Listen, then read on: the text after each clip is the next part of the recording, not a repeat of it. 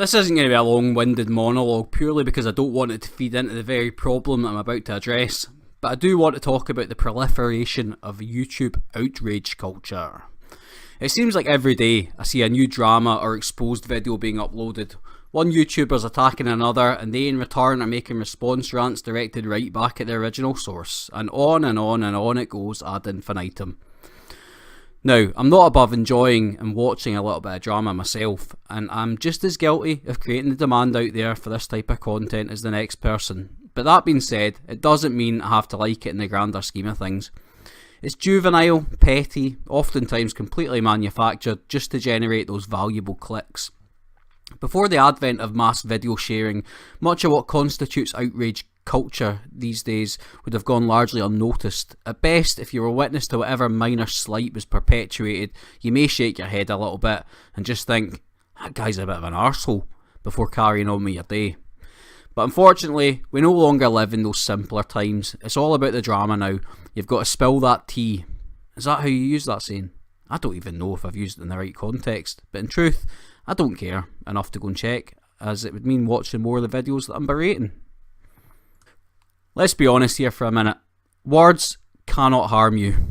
Now, I know there are going to be people out there that take issue with that statement, so before you climb on your soapbox and take out your amplified speaking device, allow me to explain.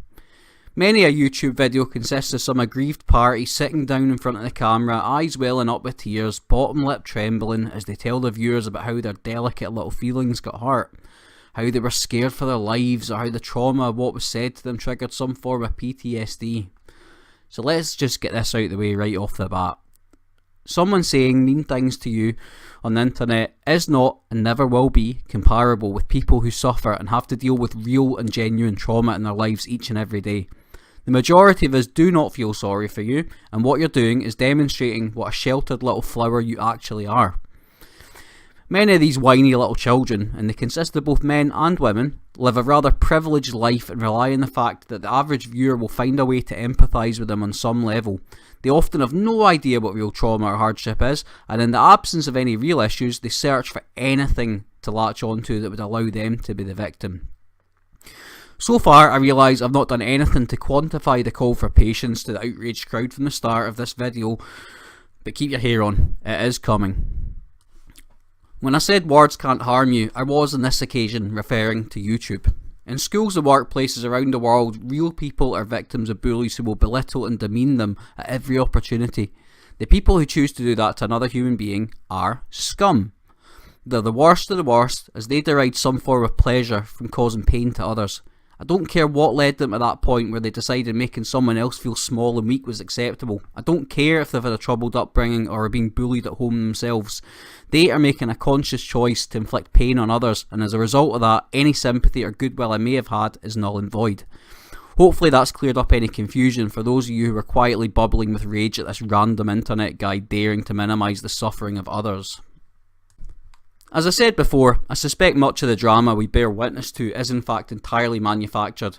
Some of the content creators know full well that their latest spat translates into clicks, which then in turn translates to wealth. In many ways, it's actually quite impressive and leads me to believe that a lot of them aren't as stupid as they would have their audience believe. I'm well aware that being a tiny channel on YouTube means I've got to put in a lot of work before we'll even get noticed. That's why I sit here for more hours than I care to admit each week writing scripts, recording audio and attempting to learn how to edit the videos.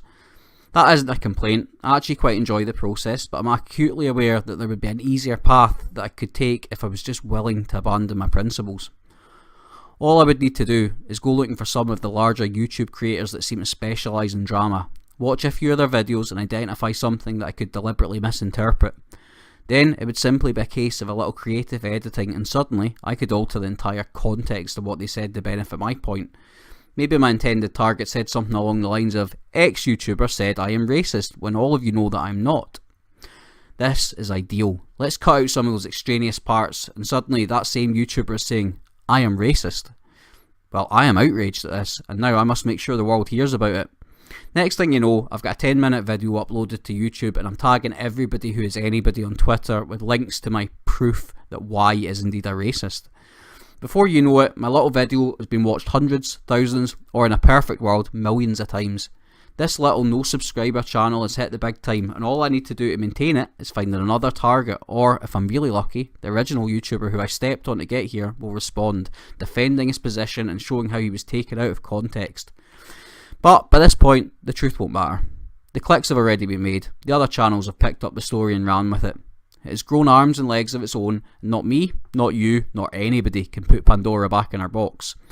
I'm not saying this is a foolproof plan by any stretch of the imagination, but it does demonstrate just how easy it can be to draw in the views. I'm also not advocating for this type of behaviour either. It's about as scummy as you can get, and although stepping on others may have given you a boost for now, it will likely also lead to your undoing. The scenario I just described would be an example of punching up, to use the parlance. It's a small channel going after a much larger one, and right or wrong, it's considered fair game by many people. If that channel I attacked, however, decided to attack me, they would be punching down, and that's considered a YouTube faux pas. As a little side note, I think that might be the first time I've ever used the words faux pas, non-ironically. Punching down is seen as a fairly egregious pursuit to take. It's the big guy going after the little guy, the corporation attacking the customer. It's just not the done thing in civilised society. Or so we're led to believe, but that's a story for another day. Back to my original point though, since it would seem I got a little bit sidetracked. As I'm writing this script, I actually had to stop and scroll back up to see what my actual point was, because I went off on such a wild tangent, and now I'm not even sure where I am anymore. Except, of course I do. I'm a man, and we're amazing with directions. Unlike women. That was a joke, and likely it'll also be the excerpt that's carefully removed and reused if ever I become a big YouTuber, or big enough for somebody to punch up to. Right, bad gut, focus, bring this piece to a close. The YouTube drama and outrage is, for the most part, entirely fake. Most of these people don't actually care, which is why there are so many hollow apologies dotted throughout the endless playlists on this site. Anyone rocking the boat, upsetting the status quo, will always attract attention, be it positive or negative. I think as long as the consumer, that's you, recognises it for what it is, fake news, then it won't do any real harm. And who am I to tell you what to watch anyway? Just remember that many of the YouTubers you view are playing characters, and like all good entertainment, it is designed to elicit a response. Don't simply accept what you're told wholesale. Stop and ask questions from time to time. And generally, as a rule of thumb, see if a YouTuber's pouring their heart out to you, but has still managed to ask for a like, comment and subscribe at the end of the video, then it probably wasn't all that sincere to begin with. Now if you just remember to like, comment... I'm just kidding. You do you. So as I'm sure you will have noticed if you're viewing this in the early days of the channel, my content is a little bit here, there and everywhere. I'm actually aware of this myself, and I realise that it might be hard to build any kind of an audience if they never know what to expect from me. This haphazard style of videos will eventually be streamlined as I discover what it is I enjoy doing the most. Right now, this whole thing is much a mystery to me as it is to you. I'm writing this the day before recording and uploading, and I can honestly say when I woke up earlier, I had no idea what today's content would even consist of. Hopefully you're enjoying it, at least some of what I'm making. By the law of averages, I should accidentally make an award-winning video given enough time. If there's something you liked, something you hated, or any other feedback, please just let me know. I promise you won't hurt my feelings. And as Kurt Cobain said, it's okay to eat fish, because they don't have any feelings. It might not be a perfect fit, but it's close enough. Thanks for watching, I'll see you next time. Cheers.